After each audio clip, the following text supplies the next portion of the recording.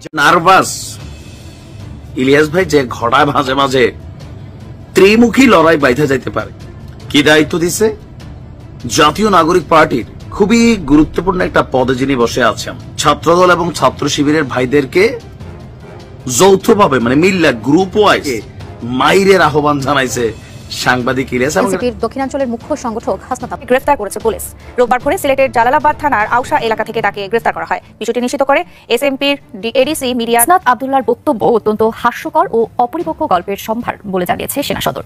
শনিবার নেত্র নিউজকে দেয়া সেনা সদরের এক বিবৃতিতে স্বীকার করে নেওয়া হয়েছে যে সেনানিবাসে সেনাপ্রধান ওয়াকারুজ্জামানের সঙ্গেই 11 মার্চ বৈঠকটি হয়েছিল। প্রধান উপদেষ্টা হবেন হযরত ওমরের মতন শাসক, তিনি হযরত ওমর হতে পারেন না। আওয়ামী লীগের পুনর্বাসন মানাও, প্রধান উপদেষ্টা হন আর যে উপদেষ্টা হন, কাউকে কোনো টাইম নাই। এখন শোনা যাচ্ছে এই সাবের নাকি সভাপতি হবে নতুন আওয়ামী লীগের, ক্লিন ইমেজের আওয়ামী লীগের। আরে আওয়ামী লীগ যারা করেছে ভালো মানুষ কয়জন ছিল? ওদের আবার কিসের ক্লিন ইমেজ? আওয়ামী লীগের নেতা এবং সর্বশেষ তথ্যমন্ত্রী জনাব মোহাম্মদ আরাফাত একটা চ্যানেলের সাথে, একটা সংবাদ মাধ্যমের সাথে কথা বলেছেন, ডয়েচে ভেলে বাংলা।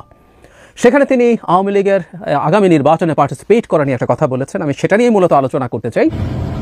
ইলিয়াস ভাই যে ঘোড়ায় মাঝে মাঝে ত্রিমুখী লড়াই বাইধা যাইতে পারে, ত্রিমুখী ছাত্রদল ছাত্র শিবিরের একটা দায়িত্ব দিছে। কি দায়িত্ব দিছে? জাতীয় নাগরিক পার্টির খুবই গুরুত্বপূর্ণ একটা পদে যিনি বসে আছেন, নাসিরউদ্দিন পাটোয়ারি, ছাত্রদল এবং ছাত্র শিবিরের ভাইদেরকে যৌথভাবে মানে মিল্লা গ্রুপ ওয়াইজ এই নাসিরউদ্দিন পাটোয়ারিকে মাইরের আহ্বান জানাইছে সাংবাদিক ইলিয়াস। এবং রাতে জাতীয় নাগরিক পার্টি এনসিপির মুখ্য সংগঠক হাসনাত আবদুল্লাহ ফেসবুকে একটি পোস্ট দিয়েছিলেন। সেখানে তিনি লিখেছিলেন যে 11 মার্চ ক্যান্টনমেন্টে সার্জিস এবং হাসনাত তারা যখন ক্যান্টনমেন্টে ছিলেন তাদেরকে সেখানে প্রস্তাব দেওয়া হয় যে আওয়ামী লীগকে শর্ত সাপেক্ষে পুনর্বাসনের একটি তাদেরকে প্রস্তাব দেওয়া হয়। সামনে দাঁড়িয়ে যেতে আবারও প্রস্তুত রয়েছেন সেটিও কিন্তু তিনি এখানে বলেছেন। তিনি বলছেন যে আজও কেউ হাসনাতের দিকে বন্দুক তাক করলে তার সামনে দাঁড়িয়ে যাওয়ার কমিটমেন্ট আমাদের আছে, এভাবে করে তিনি এখানে মন্তব্য করেছেন। এবং তিনি শেষে আরও একটি বিষয় সার্জি সেখানে বলেছেন যে আমি বিশ্বাস করি আমাদের এই বিবেক বোধের জায়গাটুকুই আমাদেরকে সঠিক পথে রাখবে, আত্মসমালোচনা করার এই মানসিকতাই আমাদেরকে আমাদের কাঙ্ক্ষিত গন্তব্যে নিয়ে যাবে। আসসালামু আলাইকুম রহমতুল্লাহ, সবাই কেমন আছেন? আশা করি সবাই অনেক অনেক ভালো এবং সুস্থ আছেন। সবাইকে স্বাগতম জানাচ্ছি আমাদের আরেক নতুন ভিডিওতে। প্রতিদিনের মতো আমি হাবিব সিরাত ফারুকী। কি হচ্ছে দেশে, কি ঘটতে যাচ্ছে দেশে? ইতিমধ্যে আপনারা দেখেছেন যে বর্তমানে হঠাৎ করে সারা দেশে শুরু হয়েছে তুমুল অস্থিরতা এবং সারা দেশে রীতিমতো তোলপাড় সৃষ্টি করেছে। আমরা ইতিমধ্যে ভিডিওর শুরুতে অংশ বিশেষ দেখে বুঝতে পেরেছেন আজকের ভিডিওটা কতটা গুরুত্বপূর্ণ হতে চলেছে। তাই এই বিষয়টা আর বেশি বিস্তারিত বলবো না, কারণ বিস্তারিত বলতে গেলে ভিডিওটা অনেক লম্বা হয়েছে। আমি সংক্ষেপ করার ক্ষেত্রে আপনাকে মূল আলোচনা নিয়ে যাচ্ছি। তার আগে আপনাকে ছোট একটি অনুরোধ জানাতেছে, যারা আমার ফারুকী অনলাইন ইউটিউব চ্যানেলতে এখনো হচ্ছেন প্লিজ দয়া করে আমার চ্যানেল সাবস্ক্রাইব করে সাথে দেখবেন। আর বেশি কথা না বলে আমরা ভিডিওটা একটু ধারাবাহিকভাবে একটু বিস্তারিত। সিলেট জেলার আহ্বায়ক আক্তার হোসেনকে গ্রেফতার করেছে পুলিশ। রোববার ভোরে সিলেটের জালালাবাদ থানার আউশা এলাকা থেকে তাকে গ্রেফতার করা হয়। বিষয়টি নিশ্চিত করে এসএমপির এডিসি মিডিয়া দেশ টিভিকে জানায়। শনিবার সিলেটে এনসিপির ইফতার মাহফিলে মারামারি ঘটনায় এসএমপির শাহপরান থানার মামলা দায়ের করেন শান্ত নামের একজন শিক্ষার্থী। এই মামলার এজাহারভুক্ত আসামি হলেন আক্তার হোসেন। মামলায় আরও অজ্ঞাতনামা 15 থেকে 20 জনকে আসামি করা হয়েছে। হাসনাত আবদুল্লাহর বক্তব্য অত্যন্ত হাস্যকর ও অপরিপক্ক গল্পের সম্ভার বলে জানিয়েছে সেনা সদর। শনিবার নেত্র নিউজকে দেয়া সেনা সদরের এক বিবৃতিতে স্বীকার করে নেওয়া হয়েছে যে সেনানিবাসে সেনাপ্রধান ওয়াকারুজ্জামানের সঙ্গেই 11 মার্চ বৈঠকটি হয়েছিল। তবে বিবৃতিতে হাসনাতকে ডেকে নিয়ে যাওয়া এবং আওয়ামী লীগ পুনর্বাসনের বিষয়ে প্রস্তাব বা চাপ প্রয়োগের অভিযোগ অস্বীকার করা হয়েছে। বরং হাসনাত আবদুল্লাহ ও তার দলকে আরেক মুখ্য সমন্বয়ক সার্জিস আলমের আগ্রহেই ওই বৈঠক হয়েছিল বলে বিবৃতিতে উল্লেখ করা হয়। আওয়ামী লীগকে নতুন রূপে পুনর্বাসনের বিষয়ে সেনানিবাসে ভারতের পরিকল্পনা উপস্থাপন করা হয়েছে। হাসনাত আবদুল্লাহর এমন ফেসবুক পোস্টে বাংলাদেশের রাজনৈতিক অঙ্গনে তুমুল আলোচনার সৃষ্টি হয়। এর প্রেক্ষিতে নেত্র নিউজকে একজন মুখপাত্রের মাধ্যমে বিবৃতি দেয় মোহাম্মদ আরাফাত একটা চ্যানেলের সাথে, একটা সংবাদ মাধ্যমের সাথে কথা বলেছেন, ডয়েচে ভেলে বাংলা। সেখানে তিনি আওয়ামী লীগের আগামী নির্বাচনে পার্টিসিপেট করা নিয়ে একটা কথা বলেছেন। আমি সেটা নিয়ে মূলত আলোচনা করতে চাই। এবং অ্যাপারেন্টলি তিনি বলছেন, আমাদের অবশ্যই একটু মনে রাখা দরকার, রাজনীতিবিদদের সব কথা খুব সিরিয়াসলি নিতে হবে না, কিন্তু তিনি অ্যাপারেন্টলি বলছেন যে ডক্টর ইউনূসের অধীনে কোনো নির্বাচনে আওয়ামী লীগ অংশগ্রহণ করবে না। আমি দীর্ঘদিন থেকে আমার ব্যক্তিগত পর্যায়ে এই কথাটা বলতাম যে আওয়ামী লীগ আসলেই নির্বাচনে আসবে না এবং না আসাটাই তাদের জন্য বুদ্ধিমানের কাজ হবে বলে আমি মনে করি। কেন আমি মনে করি সে প্রসঙ্গে আসবো, কিন্তু তার এই ইন্টারভিউতে কিছু কথা বলেছেন, যেহেতু কথাগুলো শুনতেই হলো তাই কয়েকটা মন্তব্য। যে রিফাইন্ড আওয়ামী লীগের আলাপ আসছে সেটাকে উনি নাকচ করেছেন, যে উনি এভাবে বলছেন যে বাংলাদেশের টপ থেকে একেবারে গ্রাসরুট পর্যন্ত যত আওয়ামী লীগের লোকজন আছে তাদের 99.99% মানে 0.01% একটু বাইরে রেখেছিলেন, পরে মনে হলো কাজটা ঠিক হয়নি, উনি এটাকে 100% বলে ফেললেন। না, 100%ই শেখ হাসিনার নেতৃত্বের প্রতি অবিচল আস্থা নিয়ে নাকি বসে আছেন। সুতরাং রিফাইন্ড আওয়ামী লীগ অন্য কারো নেতৃত্বে এটা হতে দেবেন না তারা, মানে হবে না, সবাই শেখ হাসিনা ছাড়া আর কাউকে নেতা হিসাবে মেনে নেবেন না। আমি গতকালই এই কথাটা বলেছি, আসলে আওয়ামী লীগের নেতৃত্ব শেখ পরিবারের হাতছাড়া হতে শেখ হাসিনা আসলে দেবেন, এবং তার সাম্প্রতিক যত উল্টো পাল্টা কথা আমাদের কাছে মনে হবে উনি বলছেন, সেগুলো আসলে উনি মূলত ওনার নেতৃত্বটাকে ধরে রাখার চেষ্টাতেই করছেন, আমি এটা মোটামুটি নিশ্চিত। এটা বলেছেন, এর বাইরে বিচারের কথা বলেছেন, তাদের কারা কারা হত্যাকাণ্ডের শিকার হয়েছেন নাম বলেছেন কিছু, তাদের বিচারের কথা। বাংলাদেশে জুলাই আগস্টে, এমনকি 5 আগস্টের পরও যা যা ঘটেছে তার দায়ভার আসলে একমাত্র আওয়ামী লীগের, এবং জনাব আরাফাতদের মতো মানুষদের দায় হয়তো আরও অনেক বেশি, কারণ শেষ মুহূর্তে তিনি আওয়ামী লীগের সবচেয়ে গুরুত্বপূর্ণ যে হার্ট, মানে একেবারে যে কোর যে কমিটি, কোর ব্যক্তিবর্গ ছিলেন, তার মধ্যে তিনিও ছিলেন বলে আমরা ধারণা করতে পারি। তিনি জনাব সাজিব ওয়াজেদ জয়ের বন্ধু, এবং পরবর্তীতে তাকেই আমরা সামনে প্রচুর দেখেছি এবং সরকারের বয়ানকে ডিফেন্ড করতে দেখেছি নানাভাবে তাদেরকে ড্রাগ করা হয়েছে, I think you can remember. যাই হোক, সেই জনাব আরাফাত বলছেন তারা ডক্টর ইউনূসের অধীনে কোনো নির্বাচনে যাবেন না। এটা যাবেন না কারণ কি? কারণ তারা মনে করেন না ডক্টর ইউনূসের অধীনে কোনো লেভেল প্লেইং ফিল্ড, উনি গ্রাউন্ড শব্দটা বলছেন, গ্রাউন্ড থাকবে না। ডক্টর ইউনূসের সরকার আওয়ামী লীগের প্রতি অত্যন্ত নেগেটিভ, তাদের প্রতি নেগেটিভ আচরণ করছে। আমরা একটু যদি বলিও, আসলে ডক্টর ইউনূস আওয়ামী লীগের প্রতি অতি উদার আচরণ করছেন, সত্যিই উদার আচরণ করছেন, বহু ক্ষেত্রেই উদার আচরণ করা হয়েছে আমাদের দেশের, শুধু ডক্টর ইউনূসের সরকার না, আমাদের অ্যাজ এ হোল বাংলাদেশে সোফার মোটা দাগে খুবই আইনি পথেই তাদেরকে ডিল করার চেষ্টা করা হয়েছে, এবং বহু ক্ষেত্রে আমরা মনে করি, আমরা বলতে পারি যে ভয়ঙ্কর সব ক্রিমিনালও সেই অর্থে এখনও আইনের আওতায় আসেনি। যাই হোক, তাদের দাবি হচ্ছে এটা, এবং সেটার অধীনে, এবং সে কেন এখানে লেভেল প্লেইং ফিল্ড নেই, উনি বলছেন গত 15 বছর তাদের বিরুদ্ধে অভিযোগ করা হয়েছে লেভেল প্লেইং ফিল্ড নেই বলে অনেকে নির্বাচন করবে না, এখন কেন নেই, উদাহরণ দিয়ে বোঝানোর চেষ্টা করছেন, মানে হাস্যকর। আর একটা কথা একটু বলে তারপর আমরা মূল আলোচনায় যাই। বরাবরের মতো তিনি এর মধ্যে তিনি অনেক সময় কথা বলছেন, এবং বরাবরের মতো তিনি তার ফেস দেখাননি। মানে আমি ঠিক বুঝি না, একটা রুমের মধ্যে বসে থাকলে ভিডিও কলে কি বোঝা যাবে? আসলে লোকেশন বোঝার তো কোনো স্কোপের কিছু নাই। আপনি যখন অডিও কলে কথা বলেন, আপনি ভিডিও কথা বলতে সমস্যা কোথায়? শেখ হাসিনাও তাই করেন। এটা নিয়ে আমার ইন্টারপ্রিটেশন হচ্ছে, এই মানুষগুলো যখন ক্ষমতায় ছিলেন তাদের চেহারার একটা জৌলুস, অকল্পনীয় রকম দাম্ভিক একটা জৌলুস দেখা যেত, একটা অরা দেখা যেত। সেই অরাটা নিশ্চয়ই নেই, থাকতে পারে না, আসলে নো ওয়ে। সেই জিনিসটাই তারা মানুষকে দেখতে দিতে চান না। সুতরাং তাদের এই অডিও কলে কথা বলার ইন্টারপ্রিটেশন আমার কাছে এটা, এবং শেখ হাসিনার ক্ষেত্রেও তাই, যে শেখ হাসিনাকে দেখতে, মানে অনেকে বলতেন যে উনি দিনে দিনে ইয়াং হয়ে পড়ছেন। শেখ হাসিনাকে এখন আমরা নিশ্চিতভাবে আমরা বৃদ্ধ নানি দাদিদের যেমন দেখতাম ঠিক তেমন দেখা যাচ্ছে, তাকে আমরা চোখ বন্ধ করে বলে দিতে পারি। তাই তিনি চেহারা দেখান না। না হয় একটা রুমের মধ্যে একটা ভিডিও কলে আসতে সমস্যা কোথায়? ভিডিওর কমিউনিকেশন ইজ মাচ বেটার। তার মানে যে বেটার কমিউনিকেশন, তার চেহারা, তার ফেশিয়াল এক্সপ্রেশন, তার বডি ল্যাঙ্গুয়েজ, এগুলোর মধ্যে যে পরাজিত চেহারা আছে, এটা ওনারা দেখতে দিতে চান না। সুতরাং যতদিন তারা এটা করবে ততদিন আমরা এটা এভাবেই পড়বো। যাই হোক, যেটা বলছিলাম, আসলে আওয়ামী লীগ ডক্টর ইউনূসের সরকারের অধীনে না, আগামী নির্বাচনটাতেই আওয়ামী লীগ পার্টিসিপেট করবে না, এটা আমি মোটামুটি নিশ্চিতভাবে বলতে পারি। যদি না তাদের পক্ষের কোনো একটা সরকার যেটা তাদেরকে ক্ষমতায় আনার মতো আবার ইলেকশন ইঞ্জিনিয়ারিং করবে, সেরকম যদি কোনো সরকার না, তারা নির্বাচনে আসবে না, এবং না আসাটাই বুদ্ধিমানের কাজ।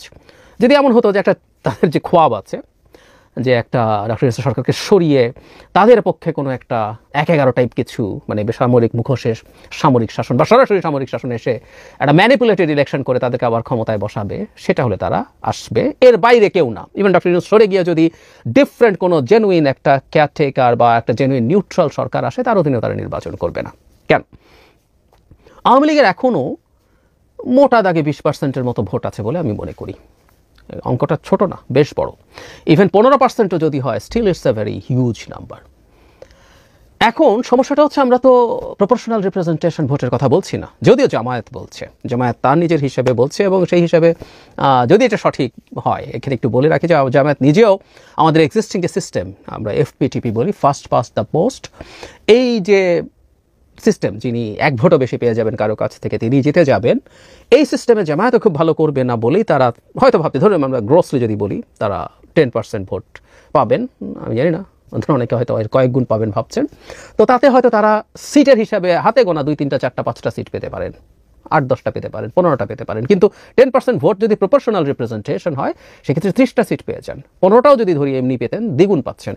ঠিক একইভাবে আওয়ামী লীগের যদি 20% হয় তাহলে তাদের সিটের সংখ্যা হয় 60, আর যদি 15% ভোট তারা পান তাতেও 45 সিটস তারা পেতে পারেন। কিন্তু আমরা তো ওই ভোটে যাচ্ছি না। এখন ওই ভোটে যেহেতু যাচ্ছি না, এই ভোটে না যাওয়ার কারণ এই না যে আওয়ামী লীগকে ঠেকাতে হবে, এটা ভিন্ন কারণ, এটা নিয়ে আলাদাভাবে কথা বলবো। এটা আনস্টেবল সরকার তৈরি করবে। যাই হোক, তো আওয়ামী লীগ এই 20% ভোট যদি পায়ও তার সিটের সংখ্যা খুব কম হবে, 8, 10, 15, 20 এই পর্যন্তই যাবে সর্বোচ্চ।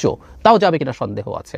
যদি এখানে একটা যদি আছে, যদি তারা ভোট করার মতো লোকজন পায়, কারণ ভোটার থাকলেই তো হয় না, সেই ভোটারকে অর্গানাইজ করে ভোটে নিয়ে আসার ব্যাপার আছে। তাহলে দ্বিতীয় প্রশ্ন হলো, এই ভোট অর্গানাইজ করে আনার মতো লোকজন কি মাঠে আসবে?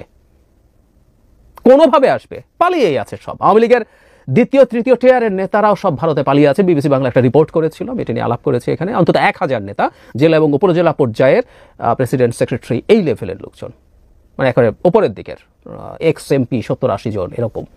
তো প্রার্থী কি কাউকে পাওয়া যাবে? ফেরারি লোকজনকে নির্বাচনে প্রার্থী হতে দেওয়া যাবে না, কারণ আপনি স্টেটকে যখন মানেন না আপনি হতে পারেন না। এরকম প্রপোজাল আমরা আমাদের কমিশন থেকে দিয়েছি, অ্যান্ড উই হোপ যে এটা অ্যাকসেপ্টেড হবে। আসুন, এসে আদালতে যান, দেশের আইনের প্রতি শ্রদ্ধা দেখিয়ে তারপর সেখান থেকে নির্বাচন করুন। আদালত থেকে নির্বাচন করার পারমিশন থাকবে। তিনি কনভিক্টেড হওয়ার আগ পর্যন্ত, তার বিরুদ্ধে রায় হওয়ার আগ পর্যন্ত পারবেন না, সো আদালতে গিয়ে করুন। কিন্তু সেটা তো করছেন না। তাহলে ভোট করতে আসবে কে? আওয়ামী লীগের ন্যূনতম নামগন্ধ আছে এমন মানুষ কি বাংলাদেশে এসে নির্বাচন করতে যাবে? দেশেই আসবে না। কারণ খুব স্বাভাবিক, যে পরিমাণ লুটপাট তারা করেছেন, এটা বাইরে রক্ষা করেও তার কয়েক জেনারেশন দেশের বাইরে দুর্দান্ত রাজকীয় জীবনযাপন করতে পারেন। টাকা পাচার টাচার করে অনেক আগে বসেছে। আমরা ব্যক্তিগতভাবে অনেককে চিনি, পরিবারকে কত আগে, এখন না 5-7 বছর আগেই পাঠিয়ে দিয়ে রেখেছেন সুযোগে নিজে পালিয়ে যাবেন বলে, এবং পালিয়ে গেছেন, আমাদের পরিচিত মানুষজনের মধ্যেই আছে। তাহলে ওইটা অর্গানাইজ করে আনার মতো ক্যান্ডিডেটও পাওয়া যাবে না। তো তাহলে ভোট করতে গিয়ে যে 15-20 সিট পাওয়ার একটা টেকনিক্যাল বা কাগুজে সম্ভাবনা দেখা যায়, তাত্ত্বিক সম্ভাবনা দেখা যায়, সেটা তারা আসলে পাবে না। তাহলে কাকে প্রার্থী দেবে? যাদেরকে প্রার্থী দেবে, যে কজন জেলে আছে থাকতে পারে, সালমান এফ রহমান, আনিসুল হক, এরা প্রার্থী হলেও হতে পারেন। কিন্তু তাদের হয়ে মাঠে কারা থাকবেন? তাদের ভোট কারা করবেন? তাহলে শুধু প্রার্থী না, তাদের হয়ে যে কর্মীরা, বিভিন্ন পর্যায়ের কর্মীরা মাঠে থাকবেন, তারা কি মাঠে নামবে না আওয়ামী লীগের হয়ে? তাদের সেই সাহস আছে? সাহস বলতে আমি বোঝাচ্ছি না তাদেরকে লোকজন হামলা করবে, ধরবে, সেটাও বলছি না। লিস্ট তাদের এথিক্যাল কোনো রকম গ্রাউন্ড থাকবে না। কারণ তারা কি করেছেন তারা জানেন। তারা যদি এখন চুপচাপ দেশে টিকে থাকতে পারেন, সেটাই তাদের কাছে অনেক কিছু। তাহলে যাবতীয় প্রসেসের মধ্য দিয়ে একটা ভোট করিয়ে আওয়ামী লীগ 5-7টা সিট পাওয়া বা 10টা সিট পাওয়া কঠিন হয়ে পড়বে তাদের জন্য। সুতরাং তারা যতই ডক্টর ইউনূসের সরকারকে নিরপেক্ষ না বলুক, মানুষ তো দেখবে ভোট কেমন হয়েছে। সো মানুষ দেখবে একটা নিরপেক্ষ ভোটে আওয়ামী লীগ 8-10 সিট পেয়েছে, 5 সিট পেয়েছে, বাড়িয়েও যদি পরে 15 সিট পেয়েছে, 20 সিট পেয়েছে। এটাই আওয়ামী লীগের এক ধরনের কবর রচিত হবে রাজনীতির। এই জায়গায় আওয়ামী লীগ যাওয়ার কথা না। তবে একটা কারণে আওয়ামী লীগ আবার যাবে কিনা হয়তো ভাবতে পারে, তারা যদি কিছু প্রার্থী দিতে পারে। আবারও বলছি, এসব শর্ত হচ্ছে যদি আওয়ামী লীগকে নিষিদ্ধ না করা হয় এবং নির্বাচনে পার্টিসিপেট করতে দেওয়া হয়। সেটা হচ্ছে তারা নির্বাচনের মাঠে নেমে তারা চাইবে নানা জায়গায় কেওস হোক তাদেরকে নিয়ে। এই কেওসগুলোকে তারা চেষ্টা করবে গ্লোবালি সেল করতে। সেটার একটা সম্ভাবনা আছে, কিন্তু এই সম্ভাবনাটা খুবই ক্ষীণ বলে আমি মনে করি। তাদের জায়গা থেকে খুবই ব্রিলিয়ান্ট ডিসিশন হচ্ছে নির্বাচনে না যাওয়া। খুব স্বাভাবিকভাবেই তারা এগুলো বলতে পারে। ডক্টর ইউনূসের সরকার তাদের প্রতি যেগুলো জনাব আরাফাত বলছেন, ভেরি কোয়ার্টসিভ। এই কোয়ার্টসিভ একটা সরকার যেটা লেভেল প্লেইং, তার ভাষায় গ্রাউন্ড তৈরি করবে না, তার গ্রাউন্ডে বা ফিল্ডে আমরা খেলতে যাব না, এটা করে তারা দূরে থাকতে পারলো এবং তাদের মান ইজ্জত বাঁচলো কিছুটা। খোয়াব দেখতে পারেন তারা, এটাকে খোয়াব বলছি কারণ এটা আসলে ডেমোক্রেটের সঙ্গে বলার জন্যই বলছি। 5 বছর পর এই নির্বাচনের পরের নির্বাচনের দিকে গিয়ে জনগণের ক্ষতে কিছুটা প্রলেপ পড়বে কি না, যে সরকার ক্ষমতায় আসবে সেই সরকারের প্রচুর সমালোচনার মধ্যে তাদের কথা আবার কেউ নতুন করে স্মরণ করে আপাই ভালো ছিল ধরনের কথা কেউ বলে কি না, তারা সেই খোয়াব দেখতে পারেন। যদি আমরা আশা করি, আমরা বিশ্বাস করি, আমরা আমাদের এই মাঠে এমন রাজনীতি তৈরি করতে পারবো, যে কারণে আমি এনসিপির প্রতি খুবই আশা রাখতে চাই যে তারা এমন বিকল্প হয়ে উঠবেন, আপার এবং তার বংশ, তার ভবিষ্যৎ, তার দলের অন্য কেউ বাংলাদেশে আর কখনো গ্রাউন্ড পাবে না। ফলে তাদের সেটাও ধ্বংস হতে পারে, কিন্তু তারা সেই লাইনে চিন্তা করছেন। সো সার্বিক বিবেচনায় আমি যেটা বললাম, তারা সেভাবে ভাবছেনই, অলরেডি দেখলাম। নির্বাচনে না আসাই তাদের জন্য সবচেয়ে বুদ্ধিমান সিদ্ধান্ত। নার্ভাস ইলিয়াস ভাই যে ঘটায় মাঝে মাঝে ত্রিমুখী লড়াই বাইধা যাইতে পারে। ত্রিমুখী ছাত্রদল ছাত্র শিবিরের একটা দায়িত্ব দিছে। কি দায়িত্ব দিছে? জাতীয় নাগরিক পার্টির খুবই গুরুত্বপূর্ণ একটা পদে যিনি বসে আছেন, নাসিরউদ্দিন পাটোয়ারি, ছাত্রদল এবং ছাত্র শিবিরের ভাইদেরকে যৌথভাবে মানে মিল্লা গ্রুপ ওয়াইজ এই নাসিরউদ্দিন পাটোয়ারিকে মাইরের আহ্বান জানাইছে সাংবাদিক ইলিয়াস, এবং এটা তার ফেসবুক পেজ থেকে। অনেকে ওনার ভেরিফাইড ফেসবুক পেজটা পাচ্ছেন না খুঁজে, আর ফেক পেজের তো অভাবই নাই, ঠিক আছে। তো ওনার ভেরিফাইড বেসটা যেটা আমরা ব্লু টিক বা যেটা দেখি, সম্ভবত আপাতত কোনো কারণে এটা মাইনাস আছে, কানেক্ট হবে। গেল কয়েকদিন যাবৎ ছাত্রদের বিভিন্ন কর্মকাণ্ডকে সমালোচনা করে আসছেন সাংবাদিক ইলিয়াস। ছাত্র উপদেষ্টা আসিফ মাহমুদের পিছনে তো তিনি লাগছেন, এটা বোঝাই গেছে। তথ্য প্রমাণ সহ কোটি কোটি টাকার হিসাব দিচ্ছেন আসিফরা, এগুলো নিয়ে চুপচাপ কোনো কথা বলে না। তবে তলে তলে হাসনাত সেটেল করার ট্রাই করে। সাংবাদিক ইলিয়াসের লাইভটা দেখেন কনক সারোয়ার এবং পিনাকিদার সাথে। আচ্ছা, এরপরে উপদেষ্টা মাহফুজুর নিয়েও তিনি একটা স্ট্যাটাস দিয়ে বসছেন গতকালকে, যে মাহফুজ আলম এস আলম থেকে এক কিস্তিতেই নাকি 150 কোটি টাকা নিয়েছে। ভাবা যায়। গতকালকে লাইভে এসে বলছেন ওনার কাছে তথ্য প্রমাণ নাই, তবে 5 কোটির নিচে নাকি হাত দেন না। ভাই, আপনাদের ইলিয়াস ভাই কিন্তু এগুলো বলছেন, নিশ্চয়ই এগুলো মিথ্যা না। উনি তো ডকুমেন্ট ছাড়া কথা বলে না। তাহলে কার উপর আপনি আস্থা রাখবেন? এই জাতীয় নাগরিক পার্টি, এরাই এসে আবার দলে বসবে নাহিদ আসিফের মতন। আসিফ আসবে সামনে, সেও নাকি বড় বড় অঙ্কে খেলে। তারপর বলছেন এছাড়া সিটি কর্পোরেশনের প্রশাসক সহ বিভিন্ন নিয়োগেও খেয়েছেন সাংবাদিক ইলিয়াস। এটা তার অভিযোগ, নিশ্চয় প্রমাণ আছে, তিনি দিবেন। যাই হোক, আমাদের আলোচনা ওইখানে না। সাম্প্রতিক সময়ে জিয়াউর রহমানকে নিয়ে একটা বিতর্কিত মন্তব্য করে বসছেন নাসিরউদ্দিন পাটোয়ারি। আমি আবারও বলছি, জাতীয় নাগরিক পার্টির সমর্থনে এখনো জামাতের এক অংশ আছে। আমার ফেসবুকে আমি দেখছি জামাতি যারা, শিবির টিবির, এরা সবাই মনে হয় যে জাতীয় নাগরিক পার্টির বি টিম, অথবা জাতীয় নাগরিক পার্টি জামাতের বি টিম। জামাতের আমিরও কিন্তু হাসনাতের ভাষায় কথা বলেন, বিভিন্ন কিছু। বিএনপি অনেক ব্যাকছে, আওয়ামী লীগ তো আছেই। আচ্ছা, জিয়াউর রহমানকে নিয়ে যে বক্তব্যটা দিয়েছেন, আমি সেটা এখানে পড়লাম না, বাট খুবই বিতর্কিত একটা বক্তব্য দিয়েছেন। এরপরে জামাতকেও মাঝে মাঝে তারা নাড়া দেয়, বলছেন যে জিয়ার হাত ধরে অবৈধভাবে রাজনীতিতে এসেছে জামাত ইসলাম। এই কথার পরে তো জামাত হালকা তেলে বেগুনে জ্বলছে। মাহফুজও মাঝে মাঝে বলেন, নাহিদও বলছে, জামাতের রাজনীতি দেশে মানুষ খায় না, এদেরকে মানুষ ক্ষমতায় দেখতে চায় না। যাই হোক, আপনার এখানে এখন সাংবাদিক ইলিয়াস কেন চাচ্ছেন এই বক্তব্যটার জন্যই। তিনি বলছেন 2 দিনের ক্ষমতা পেয়ে কিছু টাকা পয়সা কামাইয়া নিজের বিশাল কিছু মনে করতেছে। ওরে যেখানে পাবেন ছাত্রদল ছাত্র শিবিরের ভাইদের যৌথভাবে খেদমত করার অনুরোধ থাকলো। মানে মব জাস্টিস যেটা শুরু হয়েছিল, দেখলেন নাসিরউদ্দিন পাটোয়ারির কিলানুর আহ্বান, যেই নালে উৎপত্তি সেই নালেই কি বিনাশ হয়ে যায়। ইলিয়াস ভাইদের এই আহ্বানগুলোকে হালকা নেওয়ার সুযোগ নেই। ধানমন্ডি 32 ঘুরাই দিছে ওনারা। প্রথম আলোর উপরে ঘুরগার হচ্ছে, কখন ঝপটা পরে সেনা প্রধানও বাটো বইটা গেছেন। নাসিরউদ্দিন পাটোয়ারি তো তুলসী পাতা। ডক্টর ইউনুস যতক্ষণ আছেন এরা আকাশে উড়বে, এটাই স্বাভাবিক। আবার ইদানিং ডক্টর ইউনুসেরও বিপরীত মন্তব্য করে এরা। মালিক চাকরটা করবেই। আমরা যারা আছি রাষ্ট্রের প্রদত্ত চাকর, আমরা কিন্তু মালিক, বাট আমরা চাকর ভূমিকা গেছি, চাকররা মালিকের ভূমিকা চলে গেছে দেশে। নাসিরউদ্দিন পাটোয়ারির বিভিন্ন মন্তব্যে মাঝে মাঝে আবার খুব ভালো কথা বলে, যেমন হাসনাত নিয়ে যে বক্তব্যটা দিছে, এটা বুদ্ধিমত্তার পরিচয় ছিল। যে তুমি যে বক্তব্যটা যদি কোনো আলোচনা হয়েও থাকে, এটা মিডিয়াতে আনা তোমার উচিত নেই, এটা শিষ্টাচার বহির্ভূত, ভেজাল লাগাইছো, নানান ঘটনা আছে। নাসিরউদ্দিন পাটোয়ারি একের পর এক বিস্ফোরক মন্তব্য করছেন বিএনপিকে নিয়ে। বিএনপির ঊর্ধ্বতন নেতারা যথেষ্ট কিন্তু ক্ষিপ্ত এগুলো নিয়ে। পরিস্থিতি যে কোনো সময় বদলাই যাবে, এটা মাথায় রেখে না। জাতীয় নাগরিক পার্টির নেতাদের উদ্দেশ্যে বলি যে তোমরা কথা একটু কম বলবা, মানে কথা বলার সময় বডি ল্যাঙ্গুয়েজ। অবশ্য অনেকে যারা ছাত্রলীগ থেকে আসছে এরা ওইখান থেকে এটা ট্রেন পাইছে, এটা ঠিক আছে। আর বাকি যারা আছে তারা তো একটু শান্তভাবে কথা বলতে পারে। এগুলো মানুষ পছন্দ করে না। ভালো থাকুন।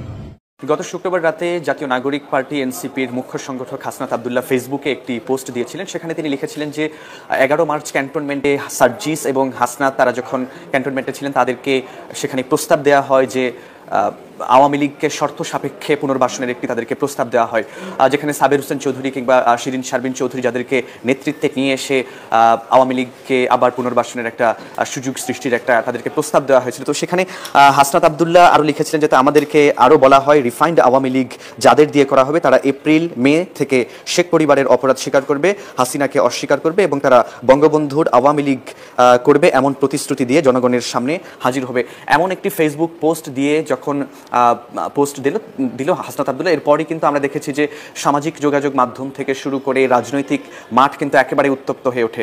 এর প্রেক্ষিতে আমরা কিন্তু আজকে দেখলাম যে সার্জিস আলম, যিনি আরেক মুখ্য সংগঠক জাতীয় নাগরিক পার্টি এনসিপির, তিনি আজকে একটি ফেসবুকে পোস্ট দিয়েছেন। তিনি সেখানে লিখেছেন যে 11 মার্চ সেনাপ্রধানের সাথে সাক্ষাৎ নিয়ে আমার জায়গা থেকে কিছু সংশোধন, সংযোজন ও বিয়োজন।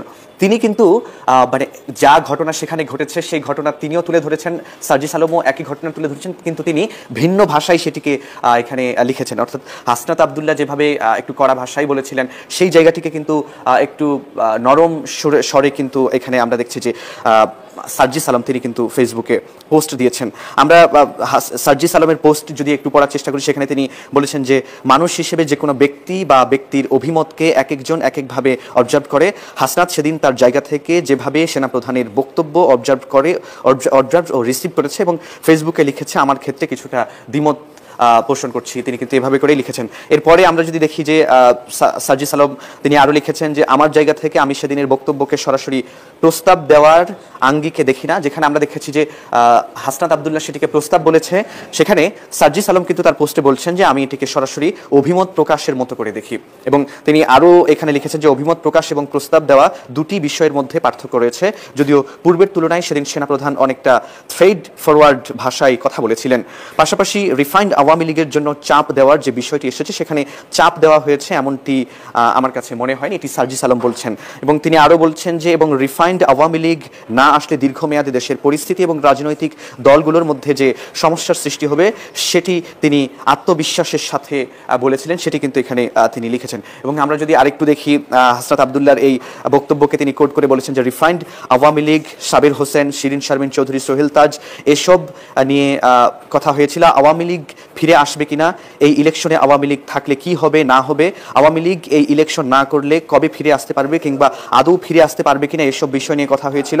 এমন সমীকরণে দেশের উপরে কি প্রভাব পড়তে পারে, স্থিতিশীলতা কিংবা অস্থিতিশীলতা কোন পর্যায়ে যেতে পারে, এসব বিষয় নিয়ে কথা হয়েছিল, এটি কিন্তু সার্জিস আলমও বলেছেন। হাসনাত আব্দুল্লাহর বক্তব্যকে কোট করে আছেন সার্জিস আলম, তিনি সেখানে আবার কোট করেছেন যে আলোচনার এক পর্যায়ে বলি যেই দল এখনো ক্ষমা চাই নাই, অপরাধ স্বীকার করে নাই, সেই দলকে আপনারা কিভাবে ক্ষমা করে দিবেন।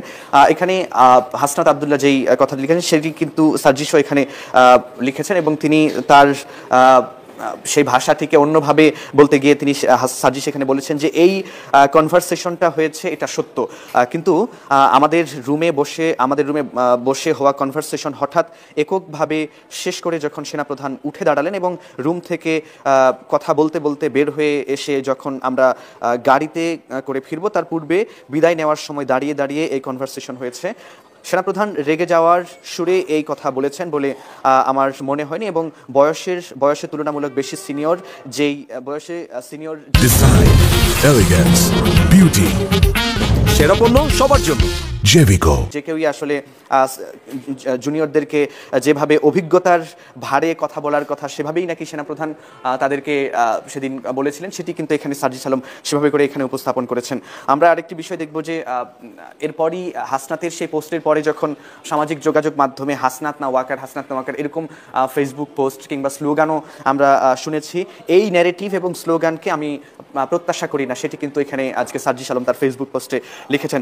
হাসনাতের জায়গা ভিন্ন এবং সেনাপ্রধান জনাব ওয়াকারুজ্জামানের জায়গাও ভিন্ন, এভাবে করে সার্জিস বলেছেন। বাংলাদেশ সেনাবাহিনীর সাথে জাতীয় নাগরিক পার্টি, অন্যান্য রাজনৈতিক দল কিংবা জনগণকে মুখোমুখি দাঁড় করানো কখনো প্রাসঙ্গিক নয়। এটি কিন্তু হাসনাত আব্দুল্লাহর যে পোস্ট ছিল তার এগেনস্টে কিন্তু আজকে এখানে সার্জিস আলম এভাবে করে এখানে বলছেন। পাশাপাশি সেনাপ্রধানের পদত্যাগ নিয়ে যে কথা দু এক জায়গায় আসছে সেটিও তিনি হচ্ছে মানে তাদের বক্তব্য, এটা হাসনাতের বা সার্জিসের বক্তব্য নয় বলে কিন্তু তারা এখানে তার ফেসবুক পোস্টে কিন্তু তিনি পরিষ্কার করেছেন সার্জিস আলম। এবং আরেকটা বিষয় আমরা যদি দেখি যে সার্জিস আলম তার ফেসবুক পোস্টে আরও বলেছেন যে এসবের পাশাপাশি আমি আমার ব্যক্তিগত জায়গা থেকে একটি অভিমত প্রকাশ করতে চাই। আমি ভুল করতে পারি কিংবা এই মুহূর্তে আমার এটি সঠিক মনে হচ্ছে।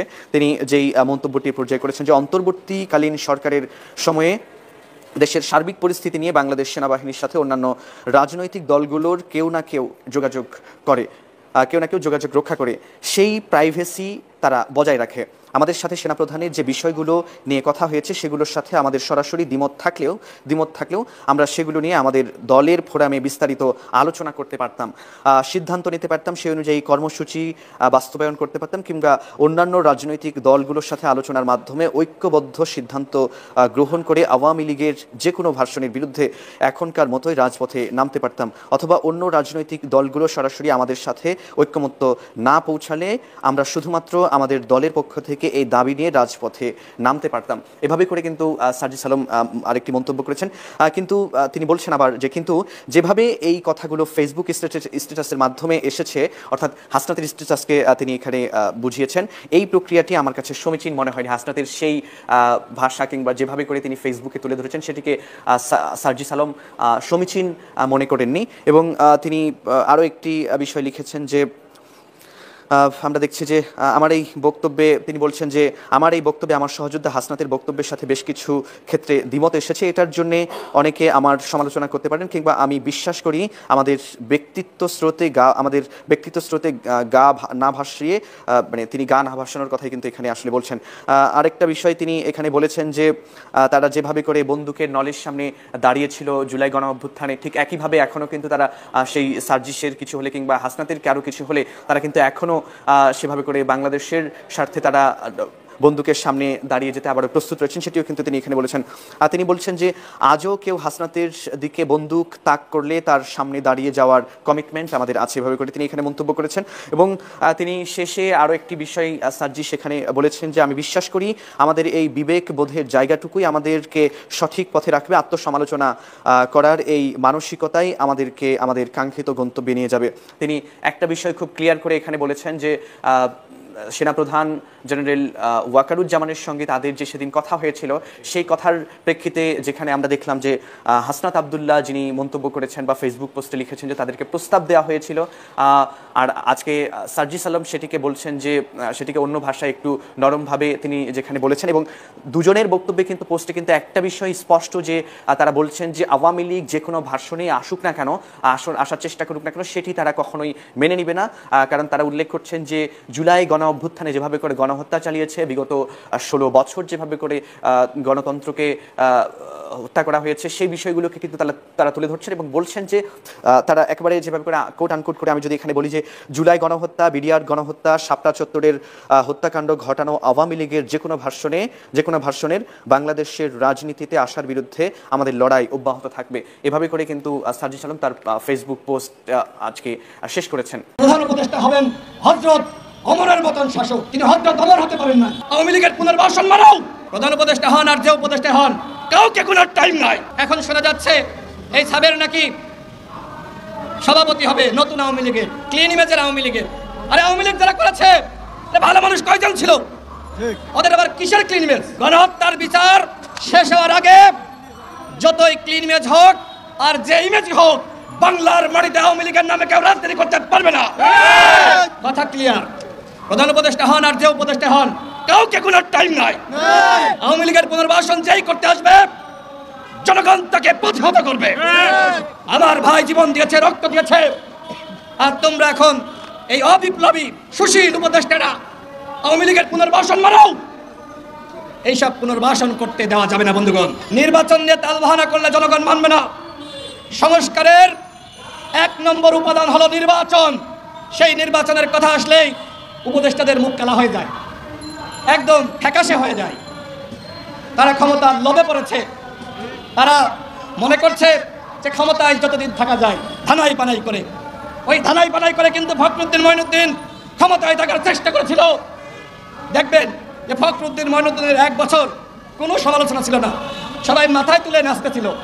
1 বছর পরে কি হলো, যে ফখরুদ্দিন মঈনুদ্দিন জনগণের সাথে বেইমানি করে সে আরেকটি স্বৈরাচার হওয়ার পায়তারা করছিল, আরেকটি এরশাদ হওয়ার পায়তারা করছিল।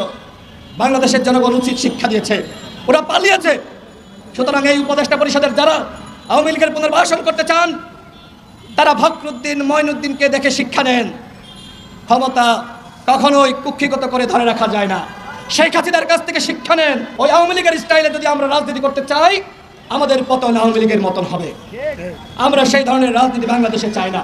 সবার প্রতি আমার উদাত্ত আহ্বান, আসুন আমরা নতুন করে বাংলাদেশটা আমরা গঠন করি। আপনারা অন্য জায়গায় ব্যর্থ হন, মাফ করে দিব, কিন্তু আওয়ামী লীগকে নিষিদ্ধ না করে যদি আপনারা ক্ষমতার চেয়ার থেকে বিদায় নেওয়ার চেষ্টা করেন, তাহলে কেউ এই মন্ত্রীপাড়ায় ঘুমাইতে পারবেন না, কোন উপদেষ্টা বাড়ি ঘরে থাকতে পারবেন না। আমরা মনে করেছিলাম যে আমাদের প্রধান উপদেষ্টা হবেন হযরত ওমরের মতন শাসক, কিন্তু সেটি আমরা লক্ষ্য করছি না। তিনি হযরত ওমর হতে পারেন নাই। খুব কষ্ট লাগছে অত্যন্ত। তার যে ইমেজ, তিনি চাইলে বাংলাদেশকে নতুনভাবে তিনি গঠন করতে পারতেন। গণ অধিকার পরিষদের পক্ষ থেকে আমরা ব্ল্যাঙ্ক চেক দিয়েছিলাম, যতদিন লাগে কাজ করেন।